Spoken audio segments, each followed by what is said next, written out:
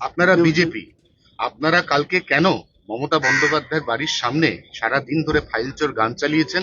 কেন আপনারা উপাসনার পেছনে বসে থাকা নিরপেক্ষ একজন সাংবাদিক তার গায়ে টিন ফাটিয়েছেন?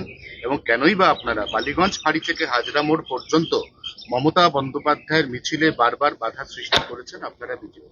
আমি তো দেখলাম কালকে মাননীয়া একজনকে চড়ও মেরেছেন, মনে হচ্ছে পুরো তার কেটে গেছে, একটা কেটেছিল সব কেটে গেছে, কানেকশন স্ক্রু পড়ে গেছে। এই জন্য ক্ষমতায় থেকে চোখ দেখানো যায়, সবকিছু করা যায়।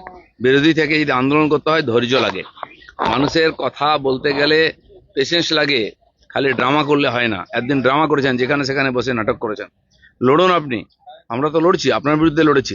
আমাদেরকে রাস্তায় আটকানো হতো, গাড়ি ভাঙা হতো, আর যেখানে আমরা প্রোগ্রাম করতাম সেখানে মাইক লাগিয়ে দিয়ে খেলা হবে খেলা হবে শুনেছি তো আমরা 5 বছর 7 বছর।